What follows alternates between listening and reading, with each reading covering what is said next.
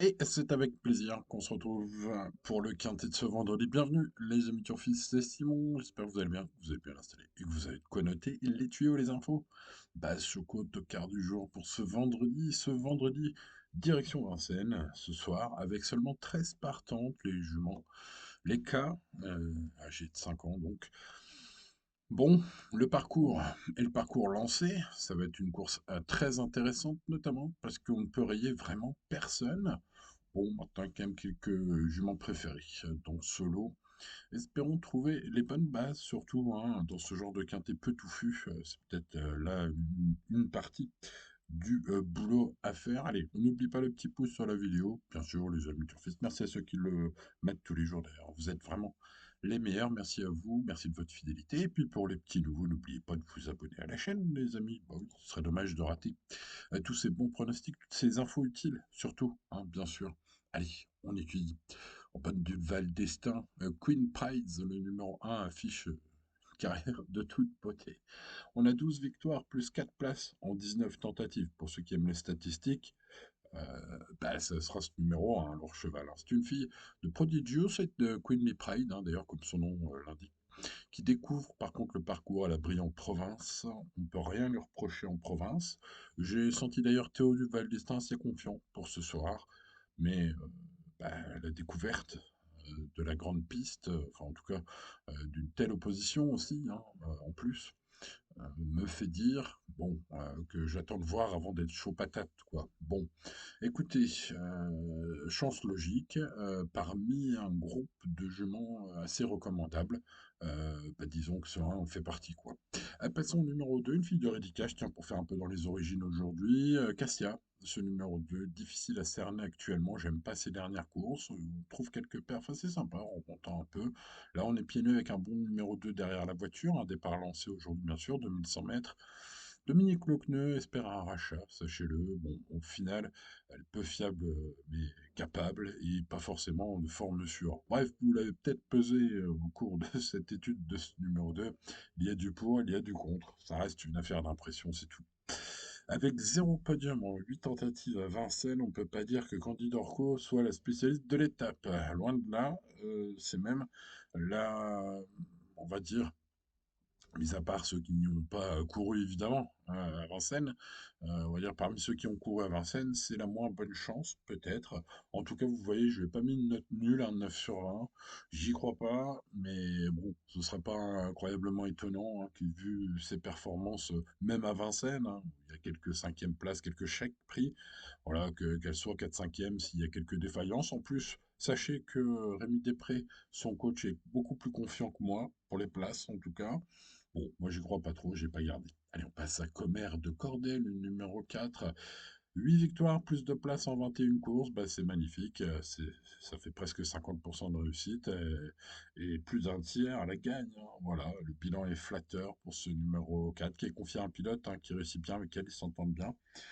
Son entourage en attend un bon classement. La question du jour pour cette fille de Denard Maker, ça restera pour moi le départ lancé aujourd'hui et jamais vu derrière une voiture. Alors c'est un peu la question à 1000 euros pour ce numéro 4. Est-ce qu'elle va aimer cela? Est-ce qu'elle va voilà, ne pas se montrer susceptible derrière les ailes de la voiture? Et puis le départ rapide, hein, voilà, avec la descente qui suit.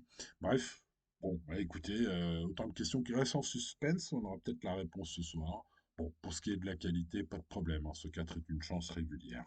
Passons au numéro 5, Kika Jocelyn, qui au papier est une première chance à coup sûr, hein, mais qui revient progressivement après une opération, une très longue absence de 10 mois. Alors, la dernière fois, c'était ferré, c'était mieux qu'il n'y paraît, parce que ça s'est mal passé au départ. Mais ensuite, il me semble que c'était pas si mal que cela. Et puis surtout, on est en mode sport aujourd'hui, un score parfait pour Kika et Jocelyn en mode sport comme ainsi. Benjamin Rochard, le numéro 5 derrière la voiture. Bref, tout cela, tous ces éléments m'ont séduit et je vous recommande ce numéro 5 assez chaudement, avec quand même la petite peur hein, de la forme, hein, puisqu'on n'a vu qu'une course cette saison de Kika Jocelyn et c'était ferré. Donc, bah, on ne sait pas exactement où elle en est. Bon, les bruits d'écurie sont plutôt bons, voilà, sans être non plus dithyrambiques. Mais ce 5, bah, on verra si c'est ma préférée ou pas. Allez, passons au numéro 6, Tulia, qui est dépendante du parcours, capable de finir fort. Sont les choix de Léo aux manettes, hein, et puis la chance pour ce genre de concurrents qui font le classement à l'arrivée. Alors, comme beaucoup d'autres, ce numéro 6 détient une chance, mais la différence, c'est que la cote sera intéressante. Donc, bah, écoutez, ce numéro 6, je vais finalement, probablement, on verra cela, bien sûr, je garde un peu de suspense aujourd'hui, probablement garder ce numéro 6 dans mon prono pour ce vendredi. Allez, passons au numéro 7, Caline de Vivoin, qui reste sur un succès sur 2700 mètres, qui retrouve un parcours qu'elle maîtrise, hein, il y a gagné lors de sa seule tentative. Alors c'est vrai que sa musique comporte beaucoup de disqualifications, mais jugé sur son ultime perf, jugé sur sa seule course sur le parcours des 2100 mètres, ah bah écoutez, c'est déféré des 4 avec Eric Raffin, candidate logique à la gagne, hein, ce numéro 7.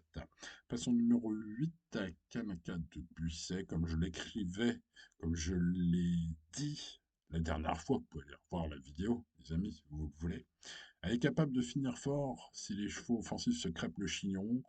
C'est une fille d'Enino de Pomereux qui peut être tentée en bout de combinaison avec tous les risques que cela implique. Voilà, fin de citation de moi-même de la dernière fois. Bon, je vous dis ça parce que la dernière fois, elle a fini à l'arrivée à très grosse cote. Voilà, bon, écoutez, aujourd'hui, j'ai pas changé d'avis, hein. C'est pas parce qu'elle a fait tout ce qu'il fallait qui s'est bien passé la dernière fois que je vais changer d'avis. Voilà, tout se joue au parcours. Donc, bah, si son jockey, son pilote est aussi inspiré que la dernière fois, elle peut encore faire l'arrivée. Comme à peu près tout le monde aujourd'hui, ni plus ni moins. Passons au numéro 9, Coralia de Croix, qui a brillé lors du prix Taïk. C'était ici même en s'imposant à 30 contre 1 dans un chrono canon sur le parcours du jour. C'était il y a un an. Ah, ça commence un peu à dater, mais cette perf existe. Alors je vous en parle, parce que c'est peut-être important, vu que la dernière fois c'était pas mal pour Coralia de Croix, dans d'autres circonstances. Voilà, alors s'il se rappelle de ça, ça peut être une belle petite surprise possible. J'ai senti Franck Harel assez chaud. Selon lui, la jument détient une très bonne chance, ce sont ses propres termes. Voilà, donc sachez-le, entraîneur chaud patate sur ce 9. Moi, un peu moins chaud, mais bon, voilà. Évidemment, une bonne place est possible, malgré ce 9 à gérer, hein. Pierre-Yves Verva, il va falloir Pierre-Yves Verva des grands jours, hein.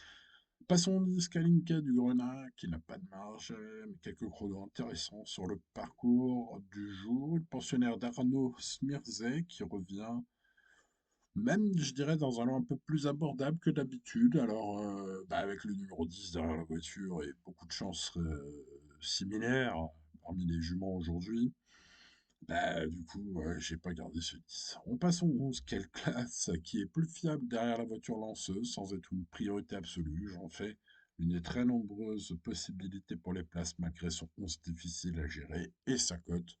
Et le fait que, surtout, au-delà de sa cote, euh, beaucoup de turfistes pour le Quintet Plus, pour leur ticket Quintet, ne le mettront pas. Ce numéro 11 m'incite à le mettre au moins dans mon champ réduit. Passons au numéro 12, Craquante, ultra fiable dans sa carrière. Craquante affiche zéro disqualification dans toute sa carrière. Et vaut mieux que sa dernière sortie, à mon avis, et retrouve une courte distance qui l'avantage. Pour toutes ces raisons, bah, ça peut être un rachat magnifique, hein, ce 12. Méfiance, méfiance. En parlant de rachat magnifique, ça pourrait être le cas pour le 13 classique à bleu, qui a dynamité le chrono, hein, sur le tracé, hein, du jour. C'était en septembre, il y a 2 mois, à peine 2 mois. Donc, bah voilà, son ultime sortie, bah, peut-être un petit peu à oublier, je ne sais pas. Bon, j'ai cru comprendre qu'Alexandre Brivard avait pas trop aimé cette disqualification. Il pense qu'il n'était pas si nul d'allure que cela ce jour-là. C'est une disqualification qui, je le rappelle, a eu lieu sur 2700 mètres. Je le rappelle peut-être aussi pour ceux qui ne le savent pas que le cheval a été disqualifié pour allure pendant la course alors qu'il était en tête.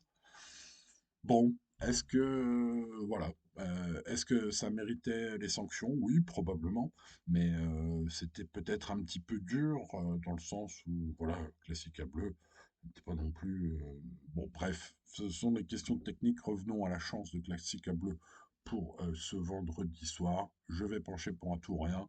On est de retour sur 2100 mètres, ça attire l'œil, hein, évidemment. vu sa course précédente, qu'elle n'aurait qu'à répéter, à mon avis, pour briller ici. Et je vais vous conseiller ce numéro 13 en mode tout ou rien. Voilà, au final. Allez, passons à la sélection, les amis turfistes. Pas le temps de niaiser. On met le 5 premier Kika Jocelyn du prono. On verra ce qu'on fait sur les tickets. Mais c'est une première chance, hein, évidemment. Juger sur toutes ces bonnes perfs. Surtout celle en mode sport comme aujourd'hui. Alors c'est pour ça que je l'ai mis premier, ce numéro 5, bah, parce que c'est au-dessus du lot, à mon avis, en mode sport, comme elle est présentée ici. Le hic, bah, c'est que elle était longuement absente, qu'elle a été opérée, voilà, et qu'elle n'avait qu'une course dans les jambes cette saison, malgré tout. La course me semble être meilleure qu'il n'y paraît, pour l'avoir revue, bien sûr. Bon, bah, les amis, allez, je tente pour toutes ces raisons, finalement, tout bien pesé, de garder ce numéro 5 premier. Caline de Vivoin vient de gagner. Caline de Vivoin a gagné lors de sa seule tentative sur le tracé du jour. C'était il y a plus longtemps en plus, hein. Donc la forme, l'aptitude, Eric Raffin, déféré des 4, position 7 derrière la voiture. Bon, ah, écoutez, tout bien pesé, c'est le favori logique à mon sens. Je vous ai parlé assez largement de Classica Bleu, le numéro 13. Je l'ai mis ici, en mode choco du jour, peut-être en mode tout rien, tout simplement. J'ai expliqué assez largement pourquoi. Au cours de cette vidéo, c'est un peu le même constat d'un point de vue explication. Ça se trouve dans cette vidéo, évidemment, sur ce numéro 6. Chance parmi tant d'autres, mais belle cote. Puis le abreuva quand il faut attendre, il sait faire. Voilà, faudra un bon parcours pour ce 6. Mais c'est mon tocard du jour. Ensuite, je garde le 4. Vous avez mes préférés, un 5, 7, 13, donc 6. Et donc ensuite, le 4, Commère de Corday, qui avec une réussite quasi de 50% et plus d'un tiers à la gagne, mérite, vu ce bilan flatteur, bah, un large crédit, sauf que découvre le départ lancé, hein.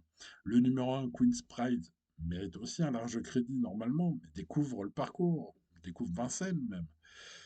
Bon, c'est du vague destin, évidemment, donc c'est une chance également. Ensuite, je tente Craquant, le 12, zéro disqualification dans sa carrière, vaut mieux que sa dernière course. Voilà, ce numéro 12 peut bénéficier d'une belle drift de Yann Le Bourgeois ce vendredi soir. Allez, on croise les doigts.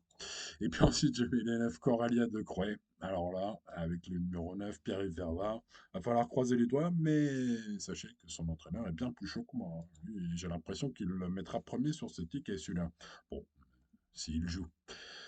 Et puis les regrets, comme j'ai expliqué au cours de cette vidéo, c'est plus compliqué qu'il n'y paraît aujourd'hui, car elles sont nombreux à pouvoir prétendre à une place, hein. Je vous ai parlé de Kanaka de Busset, par exemple, mais aussi de quelle classe que je mettrais dans mes champs réduits, le numéro 11, bref. Voilà, un quintet donc pas si simple, malgré très peu de partantes. Vous le voyez, l'indice de confiance est de 6 sur 10, donc on va rester bien sûr raisonnable. On joue responsablement comme tous les jours et tout ira bien. Bon bah les amis turfistes, il ne me reste plus qu'à vous souhaiter pas une chance. N'oubliez pas le petit pouce sur la vidéo, n'oubliez pas de vous abonner à cette chaîne si ce n'est pas encore fait, voire même d'activer la cloche pour ne rien manquer ce week-end par exemple. Voilà, allez c'était Simon, bonne chance à vous et à demain pour de nouvelles aventures. Ciao ciao.